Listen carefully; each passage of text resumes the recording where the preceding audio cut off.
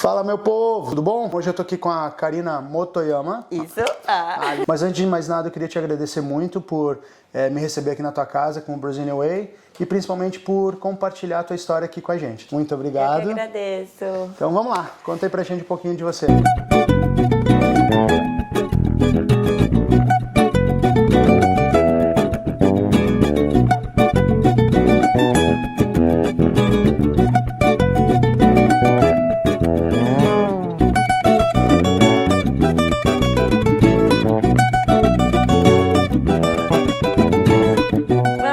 Eu tenho 27 anos, eu tô aqui na Holanda desde agosto, fiz faculdade de economia e durante a faculdade eu já tinha esse sonho, essa vontade de morar fora, né? Eu queria muito fazer o intercâmbio, aquele sanduíche, né? A graduação sanduíche, Okay. Quando você vem, passa um ano aqui, volta e se faz, né? Se forma em duas etapas, né?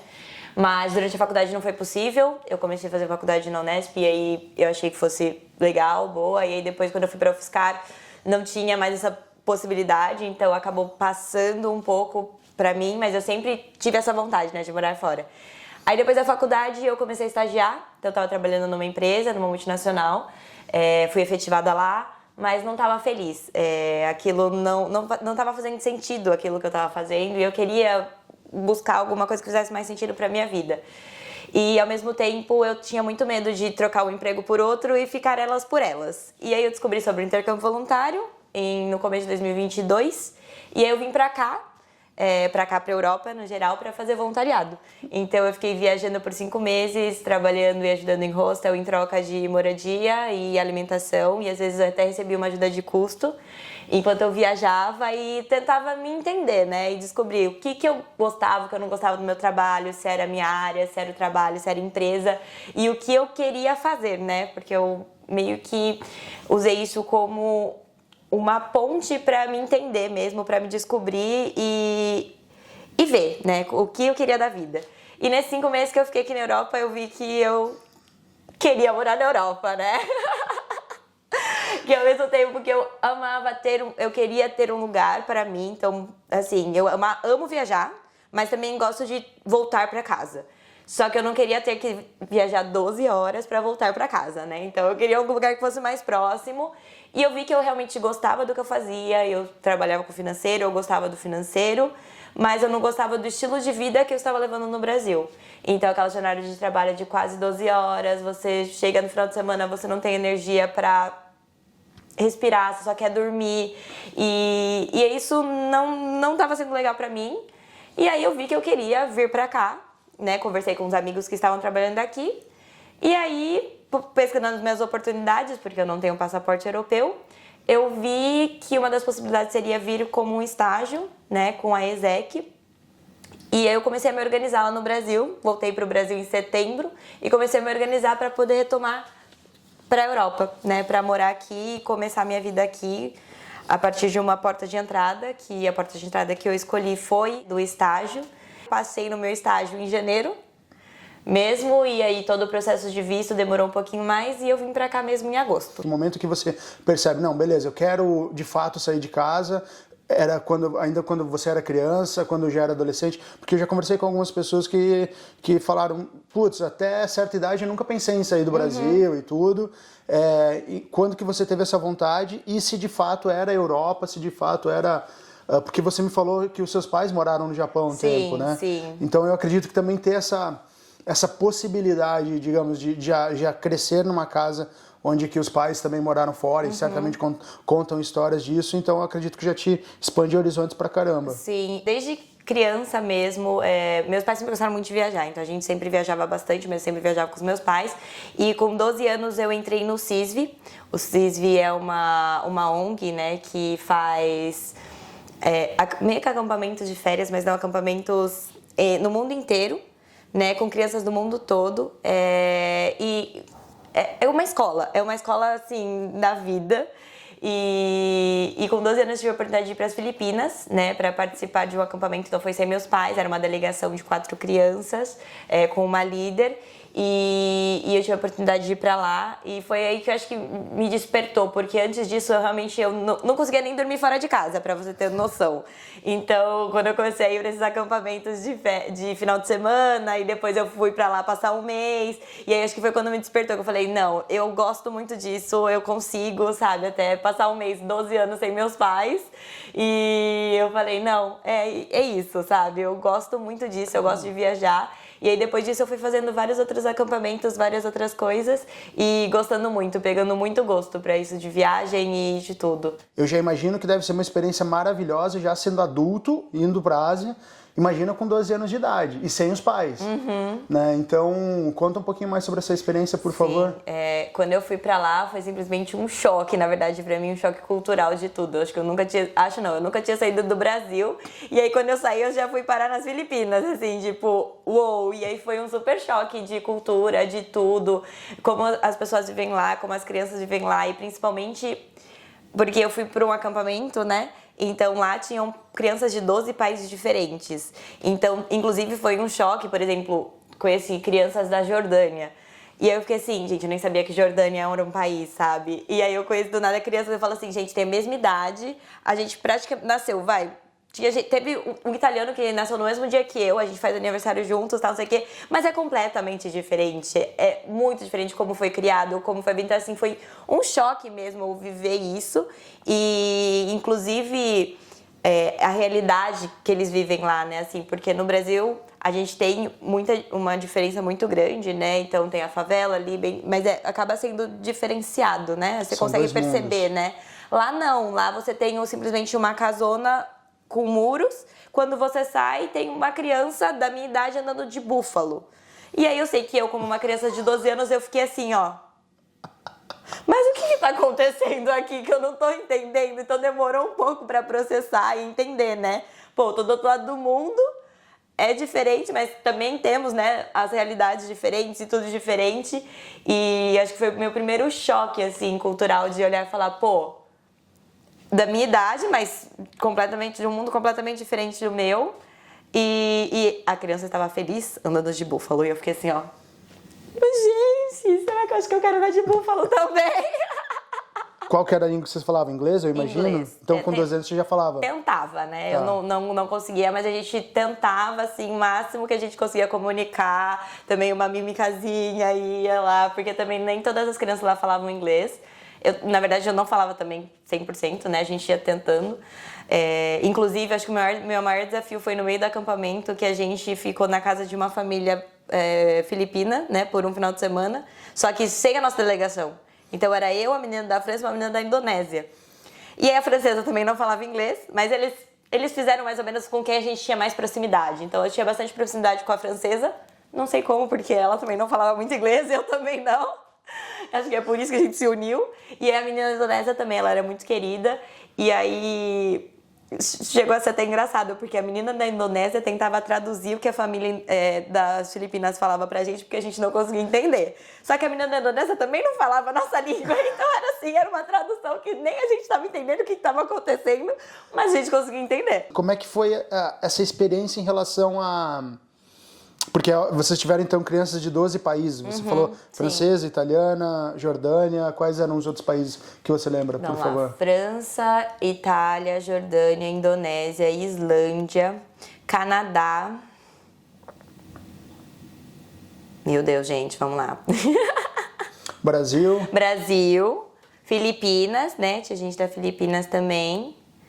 E eu acho que tinham mais alguns países aqui da Europa mesmo, Não, show. Eu não consigo lembrar de todos. Não, bacana, porque aí a gente já começa a perceber todo esse impacto, né? Essa diferença, porque isso foi em que ano? 2007. 2007. A gente já está num momento onde que, assim, né, do mundo, onde que o Brasil avançado, embora muitas pessoas não saibam disso, né? Muitos europeus acreditem que a gente seja só Amazônia ainda.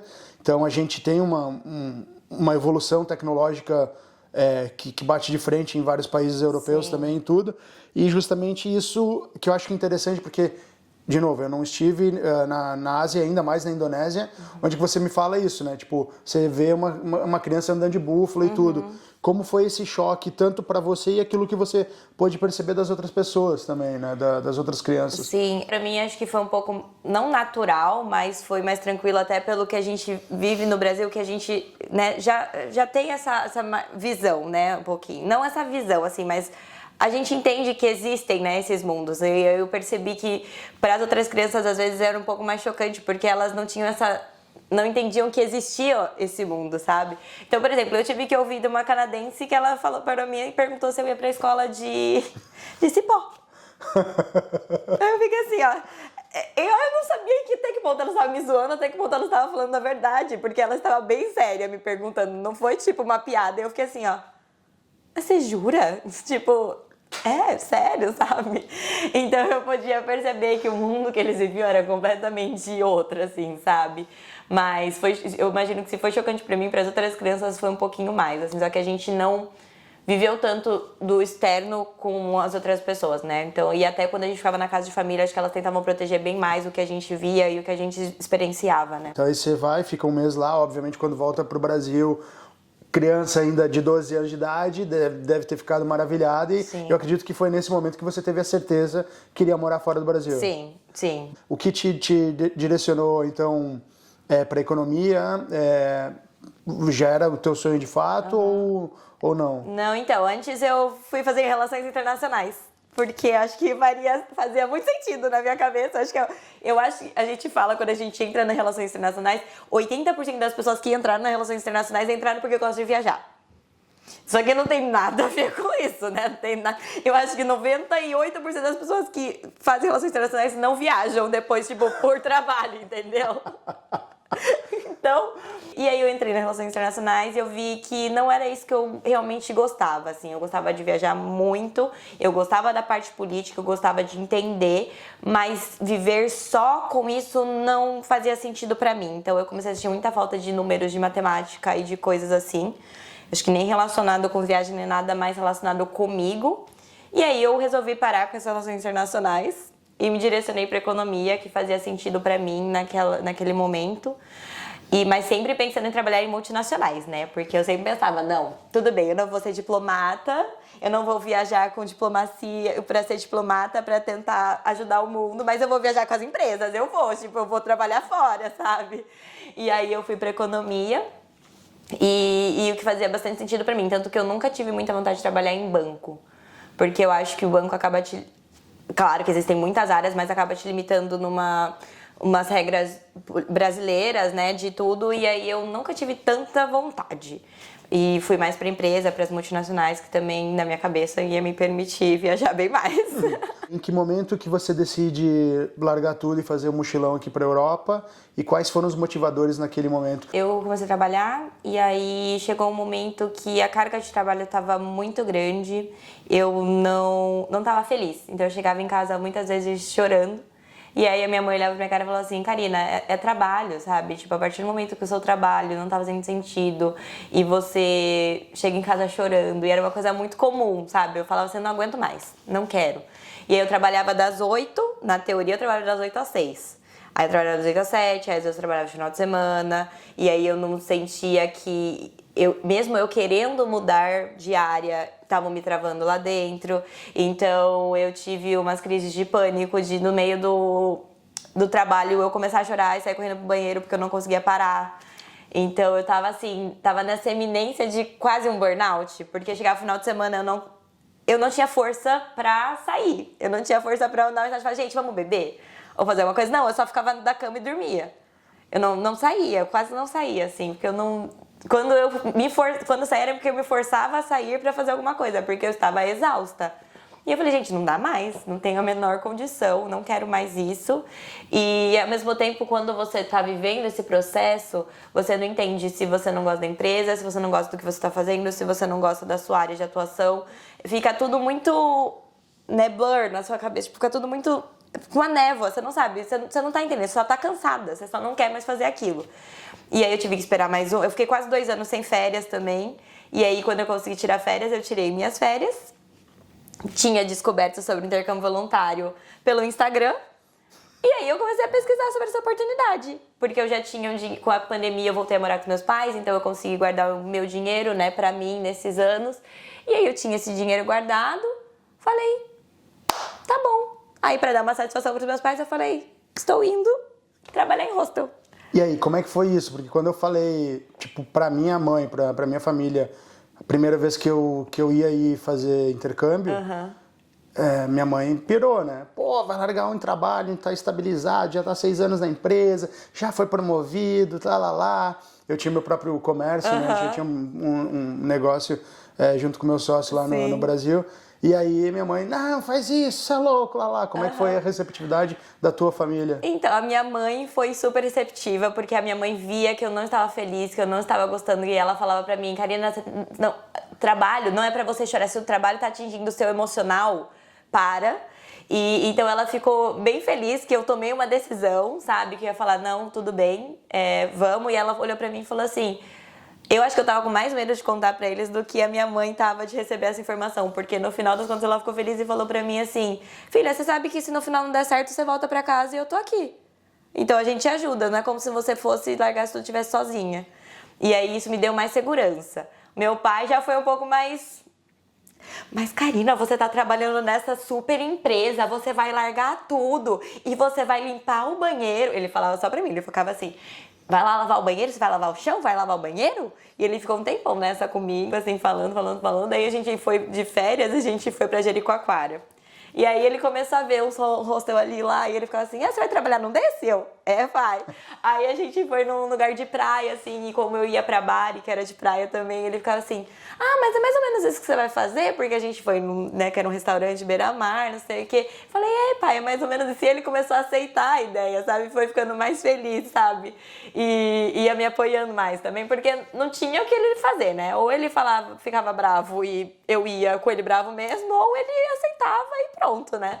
E aí depois ele me apoiou, ele começou até a se divertir, aí ele me ligava às vezes brincando, falando assim, e aí, já lavou o banheiro hoje? Eu falava, pai, nesse voluntariado eu não lavo banheiros.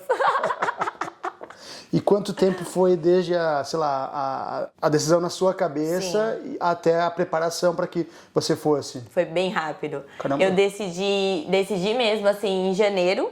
Fevereiro, mais ou menos, que eu entrei de férias, quando eu fui viajar com os meus pais. E aí, em fevereiro, quando eu entrei de férias, foi quando eu consegui me organizar. Porque enquanto eu trabalhava, eu não conseguia me organizar. Então, eu consegui achar uma vaga em fevereiro.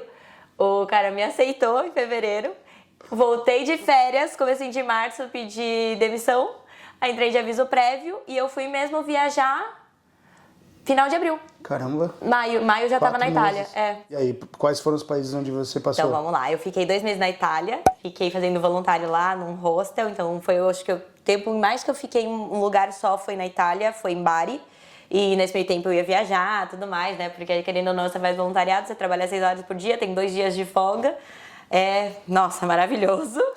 E ainda não paga estadia. E ainda ganhava uma ajuda de custo. Opa. Nossa, foi incrível. Aí depois eu fui subindo. Aí eu fui pra Milão, ainda na Itália. Fui pra Lyon, Barcelona, Espanha. Aí eu voltei pra Paris, França. Fui pra Alemanha, né, em Stuttgart. Aí eu vim aqui pra Amsterdã. Foi quando eu me apaixonei por Amsterdã, mas a gente volta nisso depois. E aí dali eu fui pra Croácia. Porque aí a Croácia não fazia parte da zona de Schengen, né? Naquela época, agora já faz, mas não fazia. Então a gente fugia pra lá, muita gente fugia pra lá no verão. Porque aí você conseguia sair, porque eu tava com visto de turista mesmo, né? Então precisa 3 meses, aí você tem que sair. Aí eu fui pra Croácia, fiquei lá quase 2 meses lá, fiz mais um voluntariado na Croácia. Depois fui viajar lá pras ilhas e tudo mais.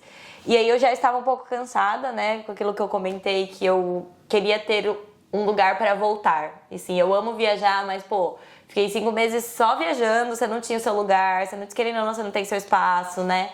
E aí eu falei, não, gente, eu acho que não tá dando mais. Só que eu tenho um primo em Dublin, aí eu fui pra Irlanda e lá eu fechei minha viagem, né? Lá, chegando lá, eu tava falando com a minha mãe, ela falou, filha, se você quiser voltar, volta.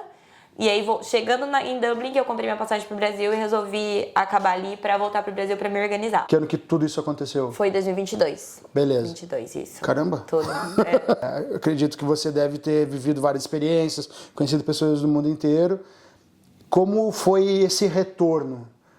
Porque pelo menos para mim, quando eu voltei para casa da minha mãe e tudo, é óbvio, é sempre maravilhoso Sim. voltar e ver os seus entes queridos, mas em contrapartida, você percebe que você mudou, e aí você volta para aquele mesmo ambiente onde você viveu a sua vida inteira e as pessoas continuam as mesmas. Então, seus amigos ainda falam dos mesmos assuntos, vão nos mesmos lugares, e a ideia o mundinho deles é o mesmo, e o seu já é muito maior, né? Como é que foi esse retorno para você? Nossa, foi um choque, porque eu saí de casa, eu, meu mochilão, um sonho. Fiquei 5 meses, eu, meu mochilão e meu sonho. E aí você ia para um lugar, para o outro e tudo mais. E é muito difícil de você ainda manter a comunicação, né, com as pessoas também. Você tenta, eu tentava o máximo, eu ainda estou tentando, amigos,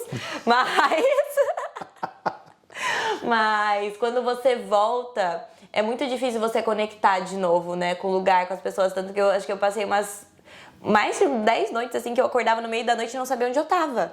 E eu ficava assim, nossa, o que tá acontecendo? Onde eu tô? Eu olhava, eu não reconhecia meu quarto, eu não sabia o que tava acontecendo. Então é muito, ao mesmo tempo que é muito bom, né, você voltar, você tá com sua família, você tá lá, pô, né, é o seu lugar seguro, querendo ou não, é muito difícil, porque não é mais o seu lugar seguro, né, e querendo ou não, a gente acaba viajando por tanto tempo, a gente nem tem um lugar seguro e falar, pô, é aqui. A gente se torna o nosso lugar seguro, né? Eu falava que era o meu mochilão, o meu lugar seguro. Eu e o meu mochilão, a gente tava ali. E aí foi muito um choque mesmo, porque querendo ou não, você quer ver as pessoas, e aí você vê as pessoas mais... É diferente, né? É tudo diferente, o assunto é diferente, o que você vai falar é diferente, aí você quer falar sobre sua viagem, mas ao mesmo tempo... Acabou porque a pessoa não viveu aquilo com você e você mudou tanto por dentro que é completamente... Foi um super choque pra mim, assim, e eu realmente não consegui voltar 100%. Tipo, naquele momento demorou bastante, assim. Mas como eu fiquei mais ou menos quase um ano no Brasil, a gente tava tentando, mas ao mesmo tempo também não tava, porque logo eu já consegui a oportunidade e já estava focada no... Tô indo embora. Quais foram os procedimentos que você teve que fazer, ou você... encontrou um trabalho, mesmo sabendo que seria provisório e já sabendo que viria para cá só para se manter? Ou não, beleza, vou ficar em casa e vou correr atrás da papelada, da parte de documentos para que eu possa sair? Como é que foi isso? Eu acabei ficando em casa esse tempo.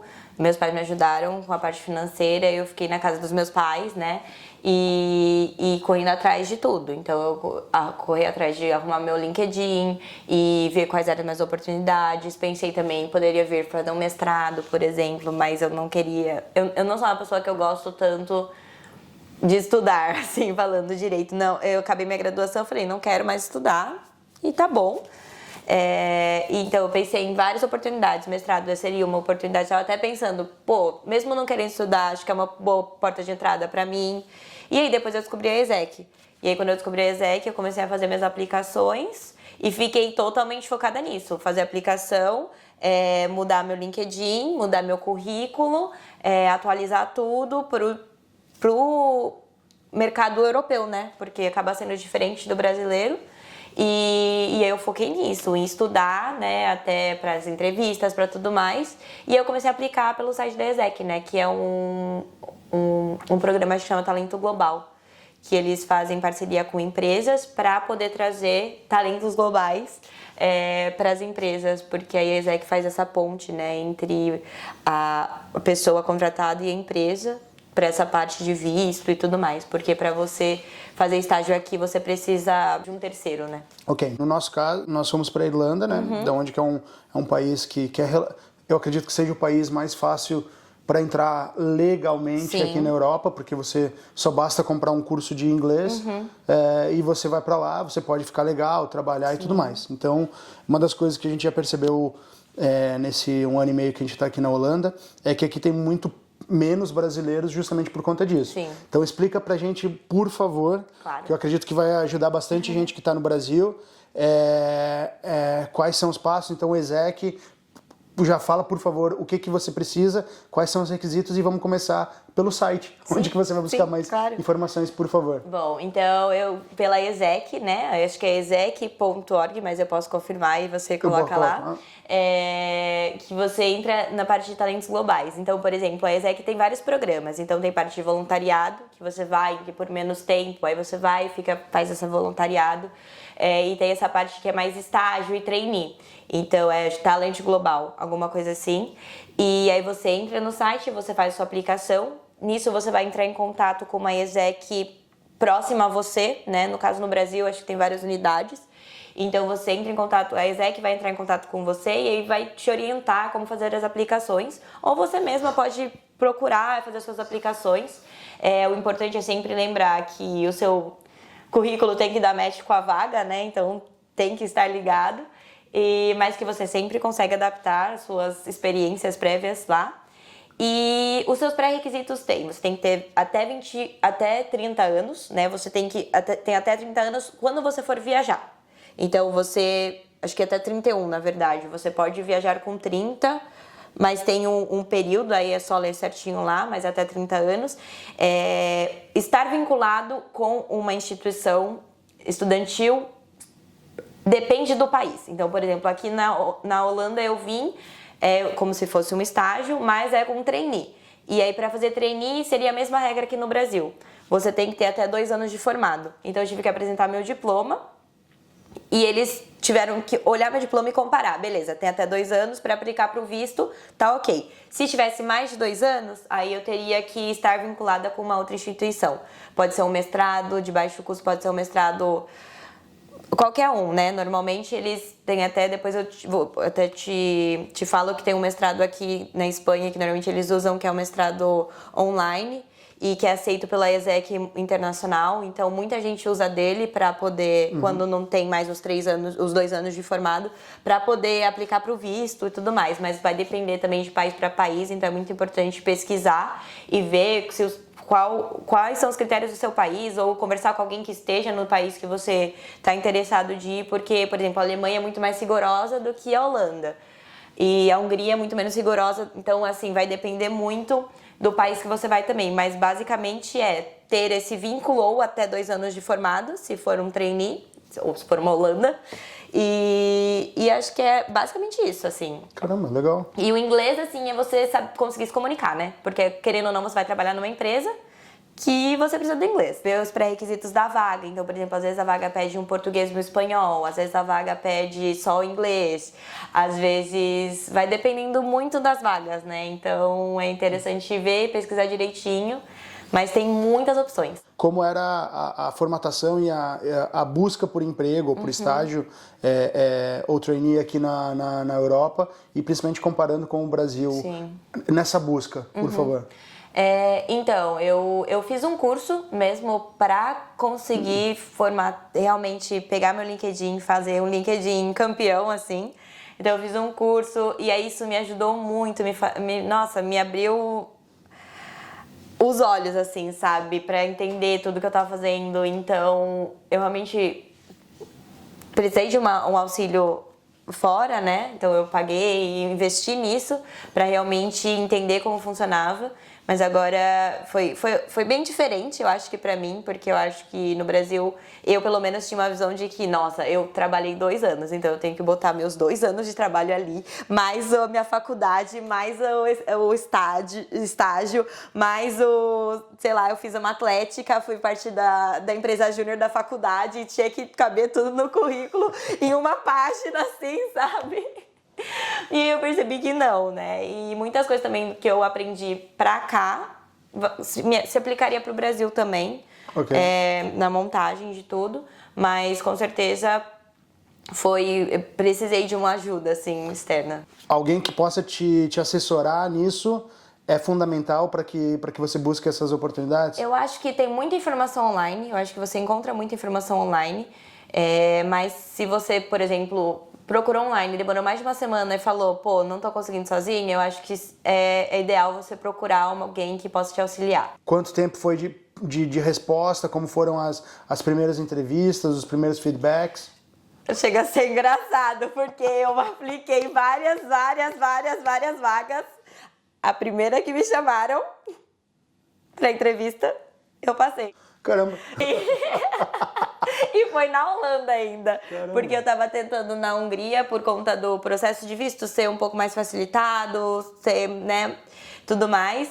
E aí eu vi essa vaga na Holanda, em Amsterdã. Eu fiquei assim, ó, eu aplico ou não aplico? Eu fiquei uma semana nessa de aplico ou não aplico, será que eu vou, será que eu não vou? Aí eu falei assim, o não eu já tenho. Vamos lá. Apliquei, eles me responderam, marcaram uma entrevista, marcaram a segunda entrevista e eu passei. Fiquei até chocada, porque assim, ó, meu Deus, sabe? E na primeira entrevista eu tava super segura. Eu falei pra minha mãe, não, mãe, vou me mudar pra Holanda, vou mudar pra Amsterdã, não sei o quê. Aí chegou a segunda entrevista, a minha mãe olhou pra minha cara assim, e aí, filha, como foi? Eu, o que tiver que ser, vai ser, mãe. Não sei de mais nada. E aí hoje eu conversando com a moça da RH e com o meu gestor que me entrevistaram, eles falam que eles fazem de propósito. E eles falaram assim pra mim, você ficou achando que você não tinha passado, né? Eu falei, lógico. Eu falei pra minha mãe assim, nossa mãe, eu acho que eu não passei não, mas vamos ver, tá tudo certo. Tá, mas e aí, como é que foi? Como é que foi a entrevista? Aí minha primeira entrevista foi, eu já achei, eu achei engraçado, porque normalmente eles falam que eles fazem várias etapas de entrevista. A minha já foi assim, a primeira entrevista foi com o head de finanças, né? O head da Volkswagen de finanças e a RH. Eu já falei, opa, calma aí, vamos lá. E aí eles já deram aquele negócio todo da entrevista. Uma dica, gente, se vocês forem fazer a exec, é que sempre eles vão te perguntar assim, me fale alguma coisa que não está no seu currículo. Fica aí a dica. E aí eles fizeram uma entrevista que cobriu praticamente tudo, porque foi assim, tanto a minha experiência, falar sobre mim, falar alguma coisa que não estava no meu currículo, tudo, mais a área realmente financeira, o que eu ia fazer, se eu tinha alguma dúvida, se eu já sabia o que estava acontecendo, porque lá eu já tinha praticamente experiência com quase tudo, menos com a parte realmente dos impostos e das coisas, das regras de impostos holandesas. E aí eles me perguntaram, né, o que eu sabia, se eu sabia isso, se eu tinha trabalhado com SAP, o que eu tinha feito, quais foram minhas experiências prévias, tudo mais. E as perguntas técnicas e objetivas? Isso é uma das dúvidas que eu sempre tenho. Sim. E que eu sempre pergunto pro pessoal, como é a diferença do mercado de trabalho brasileiro e aqui? Porque as companhias europeias, de uma maneira geral, elas adoram brasileiro.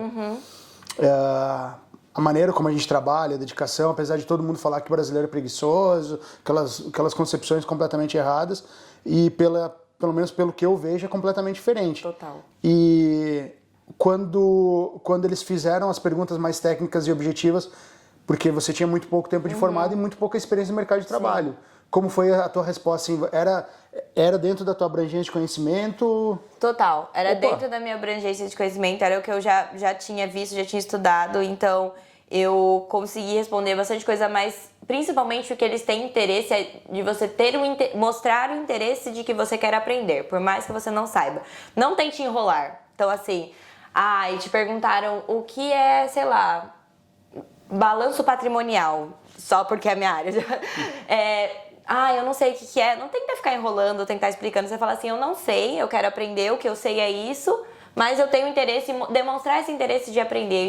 Acho que é o que eles mais valorizam, sabe? Quando eles estão fazendo uma entrevista com você.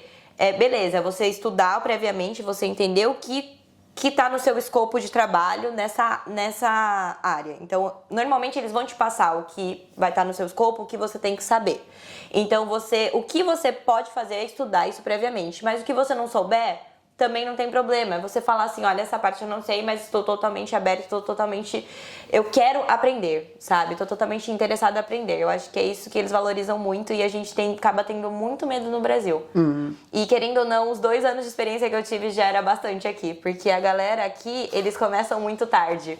Então eles fazem a graduação, eles emendam o mestrado, ou eles simplesmente acabam a graduação, vão viajar, e aí depois voltam pra fazer um mestrado. Então, tipo, com 27 anos, eu com 2 anos, o pessoal da empresa ficou chocado que eu queria voltar a ser uma estagiária, né? Uma trainee. Então, eles realmente viraram e falaram, você quer mesmo? Porque você já tem experiência. Eu ficava assim, ó. Né? Quero, sabe? Aí eu acho que eles mais queriam ter certeza de que eles estavam fazendo esse investimento em mim e que eu viria mesmo, sabe? Mas realmente isso é um ponto. Eles gostam muito de brasileiros e a gente acha que 2 anos é muito pouco de experiência, né? Se a gente pensar no Brasil, mas aqui conta bastante, bastante mesmo. E a aplicação do trabalho em si, a experiência que você já tinha lá versus o seu trabalho aqui. Porque, de novo, é isso que eu acho muito interessante. A competição no Brasil ela é tão grande e que você tem que ser mestre em tudo, né? Então, tem uma amiga minha que ela trabalha com marketing, então ela trabalhava no TikTok e antes de ela começar a trabalhar, então ela era especialista em 5 assuntos. Sim. De marketing. E aí ela fez várias entrevistas e os caras falavam, não, eu quero uma pessoa completa. Ela, putz, mas eu sou completa, eu tenho experiência pra caramba, sou especialista nisso e tal. Então, assim, eu percebo que o Brasil ele tem uma necessidade em termos de competição, porque como a população é muito grande, tem muitas pessoas que se formam todos os anos e tudo. Então, assim, tem essa grande diferença, né? Então, e sem falar também essa questão da cobrança, né? Sim. Tipo, no Brasil, infelizmente, você sempre tem hora para entrar, mas nunca tem hora para sair. Várias vezes aconteceu comigo, você com certeza também, tipo, final de semana, teu chefe tá te ligando, teu colega tá te ligando de noite, que você já fez o clock-out, já tá em casa descansando com a família também, então você nunca desliga 100%. Isso também, obviamente, te faz ter uma profundidade de conhecimento muito maior. Sim. E quando você chega aqui, como é a parte operacional em si, em termos de preparação daquilo que você teve no Brasil e aqui, por favor. Chega a ser engraçado, porque eu cheguei, eu tinha uma prévia experiência, né, vamos dizer, mas a base que eles me dão para começar é uma base de como se eu nunca tivesse feito nada na minha vida. Então, assim, é incrível, tudo. Tipo assim, eu achei incrível. Eles me preparam, assim, do zero. Se precisasse, se eu não tivesse zero experiência, eles iam me preparar do zero pra falar, não, você faz isso. Eles... Tudo. E qualquer coisa que eu vou começar a fazer, o meu chefe falava, não, vamos mudar isso, aí você vai explicar, ela vai entender. Depois que ela entender, você vai fazer com ela. E aí depois a gente vai... Isso era com todo mundo, assim, né? Não é como se fosse só comigo, porque tinha um outro brasileiro que tava lá, que foi trainee antes de mim, e aí foi efetivado. E ele também que estava me ajudando, e ele falou que com ele era a mesma coisa. Então, assim, eles pegam do pressuposto de que você não sabe. Até porque, se você pega do financeiro, você pode ter toda a experiência do mundo, mas se você muda de empresa... O processo muda, até dentro do Brasil mesmo, de empresa para empresa vai mudar o processo. Imagina uma brasileira que vem para a Holanda do nada para trabalhar com regras fiscais holandesas. Então, assim, e isso é muito legal que eles esperam que você realmente não saiba, por mais que você já teve 2 anos de experiência, eles esperam que você não saiba. E eles pegam na tua mão e falam, não, você tá aqui pra aprender, e eu espero que você aprenda. E isso foi uma coisa que eles me falaram até na entrevista. Então, assim, o processo de aprendizado é muito grande. Então, assim, pelo menos 1 ano pra você continuar aprendendo, entendeu? Então, até hoje, meu chefe fala bastante coisa, porque eles falam assim, no Brasil tem muito essa, né? 3 meses pra você fazer perguntas estúpidas. Depois de 3 meses, você já não pode mais. Aqui, não. Aqui, um dia, um mês que o brasileiro tava de férias, o meu chefe, a gente tava só eu, meu chefe, né, e o outro holandês, e aí eu tive um dia que eu simplesmente levantei na mesa e falei assim pra ele, eu acho que eu ferrei tudo. Ele ficou olhando pra minha cara assim, aí ele, calma, o que aconteceu? Aí ele veio na minha mesa, me explicou tudo, sabe, foi super tranquilo. E aí depois ele foi comentar com o brasileiro que trabalha com a gente, falou assim, nossa, o dia mais legal do trabalho foi quando a Karina olhou pra mim e falou que estragou com tudo. Então eles valorizam bastante isso, é muito interessante. Isso até pra mim foi um choque, eu fiquei assim, ó, tá bom. Okay. Você teve essa entrevista onde você acabou passando para os outros processos. Sim. Apareceram outras entrevistas também ou não? Eu cheguei a fazer entrevistas antes da ESEC, eu fiz entrevistas direto pelo LinkedIn. Quando eu atualizei meu LinkedIn, eu cheguei a fazer 2 entrevistas, mas... E a área de financeiro acaba entrando no High Skilled, né, naquele visto de High Skilled. Mas como a área financeira tem muitas coisas que são muito específicas, então regras fiscais e tudo mais, acaba sendo muito difícil deles darem sponsor, né, patrocinarem alguém de fora para entrar aqui numa vaga júnior, né? E como eu não tenho experiência nessa parte que é específica de cada país mesmo, eu acabei não passando por isso, mas eu cheguei a fazer algumas entrevistas com empresas daqui direto pelo LinkedIn, para vagas já. Tá, mas aí depois do exec, então, você fez aqui, chegou a aparecer alguma outra ou não? Não, porque eles bloqueiam. Quando tá. você passa e você aceita, eles bloqueiam o seu perfil. Show, beleza. Então tá, então agora voltando. Então, teoricamente foi fácil, teoricamente, sim. Porque eu sempre tenho muito cuidado de falar isso, e essa é justamente a razão pela qual eu fiz o canal, porque assim, ao longo desses anos, então, a gente sempre escuta muitas histórias, como você também já deve ter ouvido falar. E aí, sempre aquela história, né? Tipo, você tá bem, tá morando na Europa, tá ganhando em euro, tal. E a gente sabe todos os tomos que a gente caiu, sim. Né? Então, a gente vai chegar ainda ali também. Mas, assim, quem estiver escutando isso aqui, assistindo isso aqui, então tá, beleza, é só fazer isso, é só ir lá, se formar, se inscrever na exec, vou passar na primeira e deu. Não é tão simples assim, mas como foi...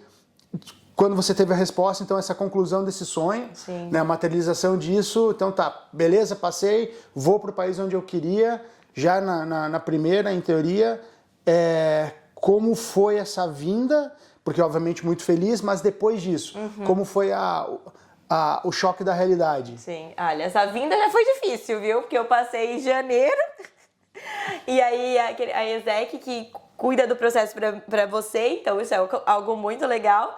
Mas a exec também é pessoas voluntárias, então existem uns cargos mais altos que são pessoas que trabalham mesmo, né?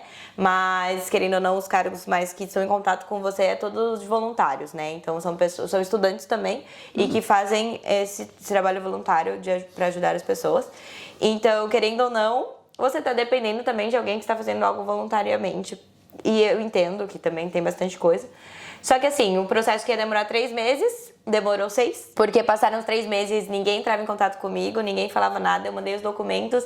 E aí do nada alguém falou assim, a menina que tava cuidando do seu processo não trabalha mais pra gente. Aí eu fiquei assim, que interessante. Aí eu mandei um texto, porque eu falei assim, olha, eu paguei pra vocês, né? Porque tem a taxa da exec, tem tudo. E falaram que era 3 meses, agora deu 3 meses, vocês nem entraram com o meu processo, né? Não fiz...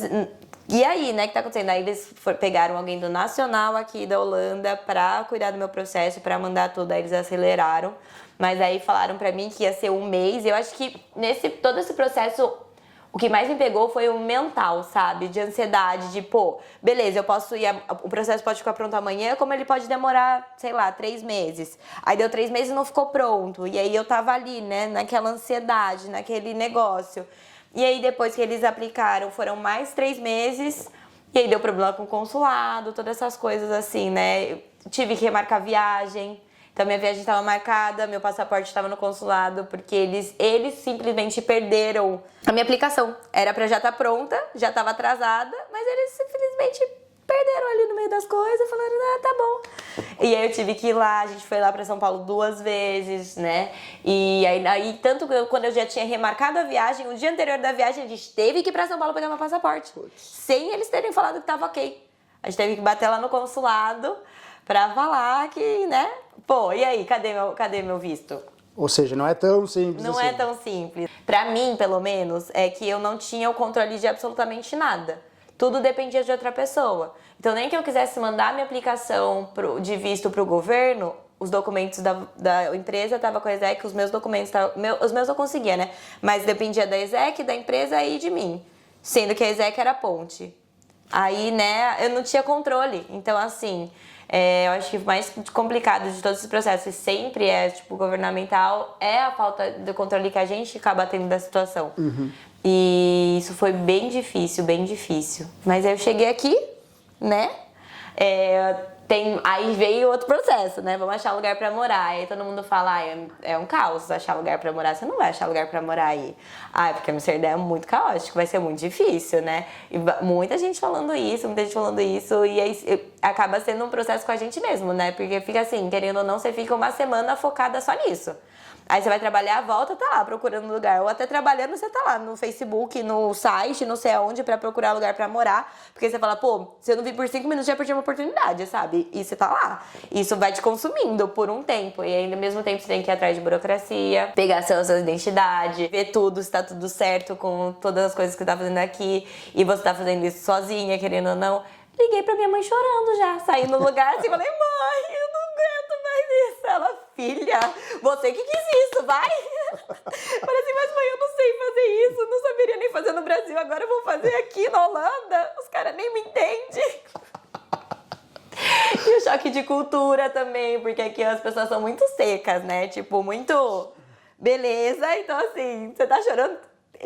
Tô nem aí pra você, tá bom? Não consigo te ajudar não, tchau. É isso, sabe? Então, acaba sendo um choque, porque eu vim sozinha, né? Então, era eu por mim mesma. Por mais que eu conheci anjos maravilhosos aqui desde que eu cheguei, então, fiz uma família aqui incrível que me ajudou muito. Querendo ou não, pra muitos assuntos era só eu mesma, né? E se eu não fizesse nada, ninguém ia fazer por mim. Em outro país, em outra língua... muitas vezes as pessoas não conseguiam me ajudar, ou conseguiam, e aí você tem que ir caçando, ver quem consegue te ajudar, quem não consegue te ajudar, e fazendo as coisas, né, e fazer acontecer, porque a partir do momento que você tá aqui é você, né, não tem mais ninguém. Tem várias coisas que acabam pegando muito, por exemplo, comida. Comida é algo realmente complicado, porque...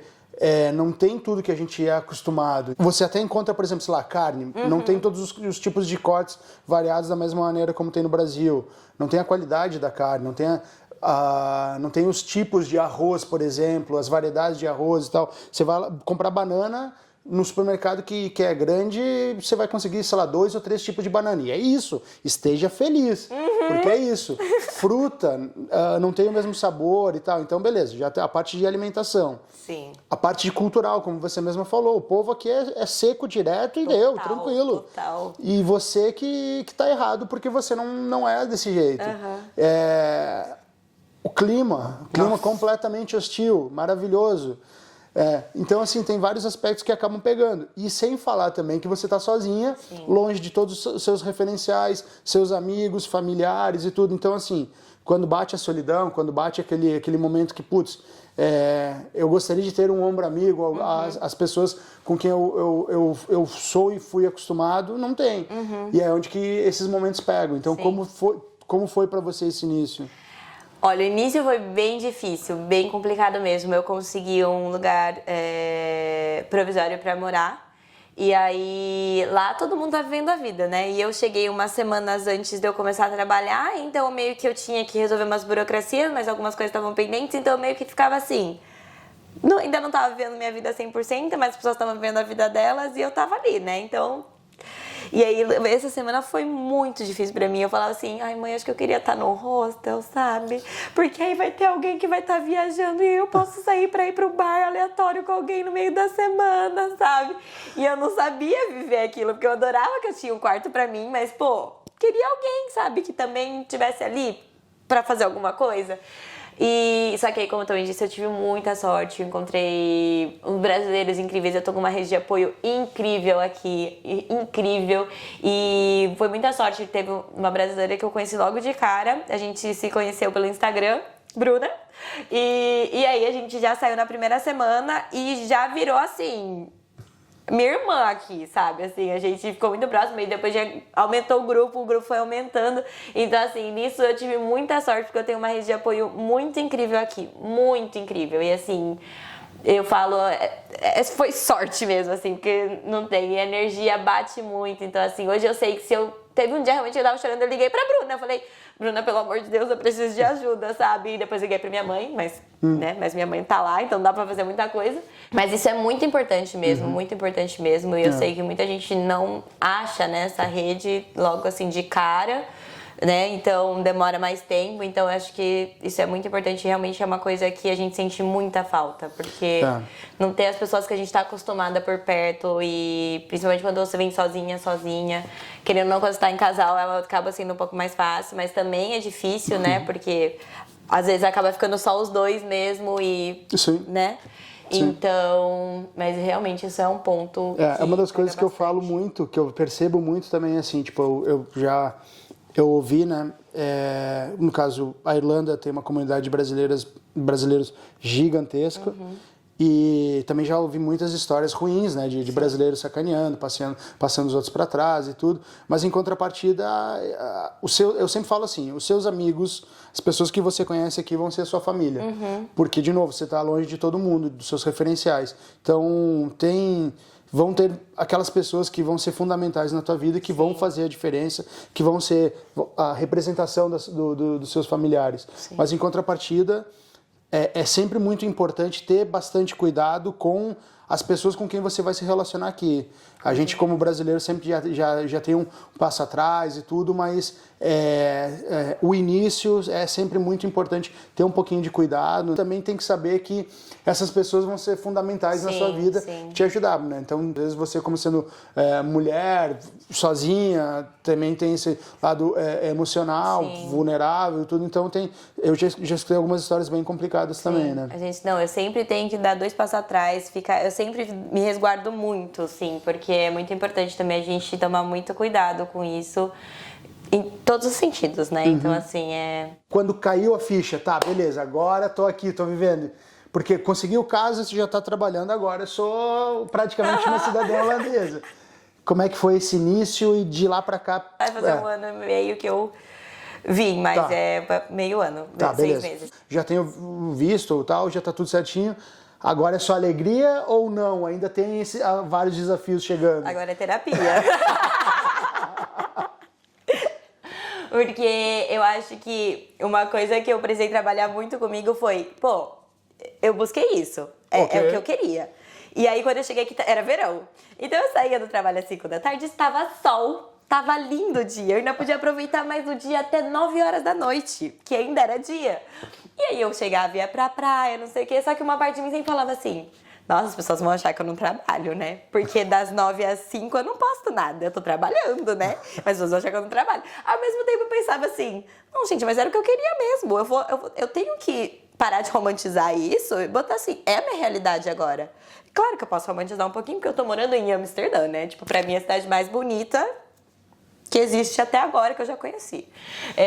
Então, mas eu botar o meu pé no chão e falar, não, eu tô vivendo, isso é a minha realidade, sabe? E é essa rotina que eu quero pra mim. É essa vida que eu busquei. Então é justo eu viver isso. Só que eu sempre pensava assim, nossa, o que as pessoas estão achando de mim, sabe? Tá achando que ela mudou pra Amsterdã e ela não trabalha. Porque não sei o que, tá vivendo a vida de herdeira. Só que assim, nos primeiros meses eu também não recebia meu full salário, porque até eu conseguir me registrar, você pega essa burocracia tudo. Então você chegar aqui, aí você pensa, pronto, tô feita, nossa. Coitada. E até eu conseguir me registrar foram uns 2 meses. Aí, como eu não estava registrada, eu não conseguia entrar na folha de pagamentos. Aí eu não conseguia receber meu full salário. E aqui a vida é muito cara, né? Então, tipo assim, foi uns 2 meses de perrengue atrás de perrengue, eu tentando conciliar tudo. Sorte que eu tinha meus pais me ajudaram muito, mas assim, é uma coisa assim, é difícil às vezes você colocar o pé no chão. Se você entender, beleza, tô vivendo meu sonho, mas é a minha vida. Sim. É um processo bem intenso de entendimento e de se acostumar com uma nova realidade que você não tinha. Por mais que você sonhasse com isso, quando você chega aqui, tem a parte do sonho, com certeza, mas tem a parte do pé no chão, da realidade, comida diferente, aí você tem burocracia pra resolver, aí você tem não sei o que, aí você não tem o que. Sim, às 5 horas eu saio da tarde e posto que eu tô na praia no Instagram porque é verão, posto. Mas ninguém sabe o que eu tô passando das 9 às 5, ou antes das 9, ou qualquer coisa assim, sabe? Porque você tá vivendo o seu sonho e você não tem o direito de reclamar. Então, é assim, tipo, quando eu ligo pro Brasil, quando eu falo com familiares e amigos, tipo, eu só falo, cara, como é que tá a tua vida? Tá do caramba, tá legal pra caramba e tal. Porque, assim, eu também já escutei isso. Mas tá reclamando do quê? Não era isso que você queria? Tal. Eu tive um amigo meu muito próximo, um amigo de infância, quando a gente tinha 18 anos de idade, ele foi morar nos Estados Unidos com o pai dele. Então foi o primeiro caso, assim, tipo, poxa, da minha realidade, eu sou de uma cidade pequena do Rio Grande do Sul, Carlos Barbosa, então assim, eu tive muito pouco acesso a pessoas estrangeiros, né? Foram muito poucos intercambistas para lá e muito pouco, ainda menos de pessoas que tinham viajado para o exterior, pelo menos do meu círculo, né? E aí quando esse meu amigo Eric, então, quando ele completou 18 anos, eu tinha 19 na época, ele muda para os Estados Unidos. Então aí a gente já tinha rede social, já tinha, acho que na época ainda era Orkut e tudo, e aí a gente olhava as fotos e aquela coisa, e aí eventualmente quando a gente se falava, e eu vivenciei isso daquele lado também, tipo, aí ele falava, putz, cara, tá tudo legal, tá tudo uma maravilha, mas eu sinto falta disso, sinto falta daquilo. E aí eu também fui essa pessoa, putz, cara, como? E depois, obviamente, quando a gente começa a vivenciar isso, você percebe que, cara, né, é uma realização de um sonho, é uma coisa legal, mas também tem os desafios. Total. E as pessoas não percebem isso, né? Total, não percebem. Até porque, como você tá aqui, pra gente, a gente não vai postar, né? Ai, meu Deus, nossa, odeio a comida daqui. Nossa, sério, tipo, nossa, dá um frio. Às vezes a gente posta do frio, o frio a gente sempre posta, né? Porque o clima daqui é, nossa, de milhões, assim, nossa senhora. Por sinal, saudade de um sol. É uma coisa assim que a gente acaba não postando, então, porque, né, querendo ou não, vai pegar aquelas coisas assim e a gente sabe que alguém vai falar. Ou vai pensar, né? Mas também aqui o que pensam, aqui a gente aprende a, né? A relevar, assim. Mas sempre tem algum que vai falar assim, mas você tá reclamando, mas você tá morando em Amsterdã, né? Existe. Mas uma das coisas que eu acho muito legal aqui também, por conta do clima desafiador, é que a gente começa a dar muito mais valor às coisas que a gente tinha como garantido no Brasil, né? Então, comida de novo, um dia de sol. Aqui, principalmente agora nesse inverno, tá, quando a maior parte dos dias aqui, pessoal, é cinza, né? No inverno. Sem falar que começa a amanhecer no ápice do outono e tal. Começa a amanhecer por volta de 8h30 da manhã. Sim. E a luz se põe às 4h30 da tarde. É assim, 4 horas da tarde é tarde. 5 horas já é meia-noite. Acabou, gente. Exato, então você tem muito pouca exposição à luz. Então, quando é de dia, sei lá, meio-dia, a luz tá lá, mas tá cinza. E quando abre um sol e tudo, o seu humor já melhora de uma maneira significativa. Sim. E aí você dá um valor para aquilo que no Brasil, infelizmente, não, a gente tem todo dia um dia de sol, calor e tal.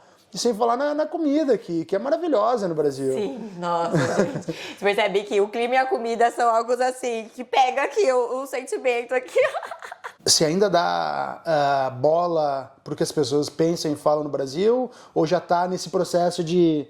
Eu já tô no processo de, fala o que você quiser, vai, fica, continua, de desvincular, assim, porque no começo foi bem difícil, né, até o Fear of Missing Out. A gente sempre fala, nossa, mas tá tendo não sei o que no Brasil e eu não tô fazendo, nossa, mas aniversário de fulano e eu não tô indo, nossa, mas não sei o que aconteceu. E aí a gente ainda fica com aquela perninha assim lá e cai, não conseguiu soltar. De novo, muita terapia, e aí a gente entende que, tipo assim, aí a gente vai tirando a perninha do Brasil, né? Por mais que a gente continua, porque a nossa família tá lá, mas a gente tem que entender que a nossa família tá lá, não é a gente que tá lá mais. Então, assim, por mais que sim, a gente ainda vai ter esses momentos que, sei lá, alguém nasceu, ou não conheci sei lá quem, sei lá, aniversário da minha mãe, óbvio que eu queria tá lá abraçar minha mãe, mas beleza, eu tô aqui. Então, assim, a gente vai indo aos poucos entendendo que essa é a minha vida. Então, por exemplo, coisas no Brasil que eu não tô conseguindo viver, infelizmente a gente teve que fazer escolhas, entendeu? Então, eu tô conseguindo já, assim, nossa, totalmente desligar do que as pessoas falam, do que as pessoas, se elas quiserem pensar, elas que pensem. Não precisa pensar alto também não, gente. Aguardem no pensamento, sabe? O que são seus planos, projetos? Essa pessoa guerreira e batalhadora que você é, que corre atrás dos seus sonhos, não fica só sentada esperando as coisas acontecer. O que você vislumbra de agora pra diante aqui? Eu quero ficar aqui. Eu quero ficar aqui, eu não quero sair até... Eu falo com a minha mãe, assim, a gente faz planos para futuro, que ela fala assim, você não pretende ir embora tão cedo, né? Eu falo, não, mãe. E assim, eu simplesmente quero agarrar qualquer oportunidade que eu tiver. Claro, pensando no meu futuro, pensando em evoluir na minha carreira. Tipo, eu gosto muito de desafios, né? E uma coisa que eu sempre vejo é que eu quero me desafiar, eu quero continuar. E eu sei que é etapa por etapa, passo por passo, principalmente quando você não tem um passaporte europeu, é possível, só tô dizendo isso, é possível. É claro que às vezes a gente precisa de um pouco mais de esforço, de tentar mais oportunidades, de ver quais são as possibilidades, né, de abranger mais coisas e você estar disposto a viver certos perrengues, vamos dizer, né, mas por uma temporada que vai valer a pena no final. Então eu acredito nisso e agora eu quero buscar essas outras oportunidades que eu possa ter por aqui. Seja com emprego, agora que a gente já, né, tem essa porta de entrada, já tiramos toda a barreira geográfica do caminho, com certeza muitas oportunidades estão por vir e eu vou caçar uma por uma pra gente manter esse sonho e continuar vivendo aqui, assim. O programa, ele tem um tempo determinado? Ele tem um tempo determinado. E como eu já tenho 2 anos de diploma, de formado, eu não conseguiria estender, né? Então, ou eles me efetivam ou depende da empresa, porque como precisa de patrocínio, né, para efetivar, e a Volkswagen é uma empresa alemã, a gente tem ainda que ver como que isso funciona. Ou eu procuro uma empresa que me dê esse patrocínio e que me dê um emprego. Uhum. E quanto tempo a mais você teria do projeto? Eu ainda tenho até junho, julho, então tranquilo. Sim. Então, estamos de boas ainda, Show de bola. E aí você pretende continuar aqui em Holanda ou abriria a possibilidade de algum outro país dentro do que você já... Eu abriria todas as possibilidades, assim, eu sou bem aberta, eu só quero continuar vivendo isso aí. Eu amo Amsterdã, então se eu puder ficar aqui na Holanda, com certeza eu fico, entendeu? Mas eu acho que pra continuar vivendo aqui, porque eu acho que o principal pra mim que eu não abro mão é essa segurança que eu tenho aqui. Então, aqui eu digo Europa em geral, assim, então eu não abro mão disso. Então, se eu precisar ir pra algum outro país pra continuar, nem que seja temporário, que depois eu vou voltar pra cá, já tá lá na lista dos planos, assim. Mas eu estou disposta. Eu acho que, assim, eu tô com a mente bem aberta, assim, sabe? E qual que é o sonho maior? Qual seria o desafio maior, o sonho maior? Tipo assim, porque agora você já é prova viva disso que tem que sonhar grande, né? Sim. Então, beleza. Então, assim, aquela coisa, tipo, que não só arranjar um trabalho aqui e tal, mas qual que seria o sonho, aquela coisa legal que putz, tem que ser grande pra você alcançar? Conseguir uma cidadania, né? Mas essa também já tá encaminhada, já. Minha mãe já tá com o processo, vamos lá. Mas Show. ainda vai uns 2 anos assim. E aí o que eu falo pra ela é que eu só preciso durar aqui por 2 anos, né? Mas não, eu quero construir uma vida aqui, assim. Quero construir uma vida aqui, mas ao mesmo tempo não perder a minha alma é de viajante, né? Então continuar viajando muito. De acordo com a tua experiência, aquela pessoa que está no Brasil, que de repente está pensando em mudar de vida, que gostaria, que eu acho que é justamente para isso que o Brazilian Way serve, para a gente compartilhar as nossas experiências, para não falar que tudo vai ser fácil, nem a gente vai andar para trás várias vezes, vai chorar escondido ou em público, vai pensar em desistir várias vezes, mas ainda assim vale muito a pena, Sim. Certo? Então, gostaria que você, por favor, mandasse um recado para aquela pessoa que está no Brasil, vou ou não vou, de acordo com a tua experiência, o que você falaria para essa pessoa que está para tomar essa decisão? Tá, o que eu falaria pra você, que você tá pensando ainda se vale a pena ou se não vale a pena, ou se você vai sair da sua zona de conforto. Eu falo assim, qual que é a sua zona de conforto agora? Pode ser que você esteja simplesmente achando que tá tudo super confortável, mas se você avaliar bem a situação, vale a pena você dar esse pulinho, esse jump of faith, que eles falam, né? Esse pulinho de fé, mas sempre muito preparado. Então, assim, pesquisa, vai atrás, tem muita coisa na internet, você não necessariamente precisa gastar uma grana com isso, ou você pode investir em algo que você, né, pesquisou que vale a pena, mas pesquisa, vai atrás, esteja preparado, se organize e principalmente é você mudar o mental, porque no final tudo vai valer a pena. Você vai passar por perrengues muito, mas a gente tá aqui pra provar que as coisas valem a pena. E se você realmente acredita que é um sonho e que se você não tá feliz e se você tem um pinguinho de dúvidas em relação ao que você tá fazendo agora no Brasil, se você deve vir ou não, isso já é o sinal que você deve vir. Cora, pode mandar os seus recados, por favor. Não, meu recado é pra vocês virem pra Holanda, gente, porque a Holanda é o melhor lugar do mundo. Acredita em você. Acredita em você mesmo, porque você é capaz. Porque muita gente se impede ou acha que não dá por não ter um passaporte europeu. Eu não tenho um passaporte europeu e eu tô aqui. E eu sei o que você ter consciência de tudo que você vai ter que passar para você conseguir estar aqui. Isso também é muito importante, porque não vai ser tudo um mar de rosas. Mas você está disposto a viver isso, nem que seja por um curto período de tempo, para você conquistar o seu sonho grande. Eu acho que isso é essencial, que vai valer a pena no final. Show de bola, show de bola. Então, pessoal, muito obrigado, Karina, de novo, por ter me recebido aqui na tua casa, por dar por compartilhar todas essas experiências, todas essas dicas que eu tenho certeza que vão ajudar muitas pessoas. Aquela história de sempre, pessoal, por favor, curtir, compartilhar, manda para aquela pessoa que tá pensando em vir para o Brasil e tudo. E Karina, muito obrigado.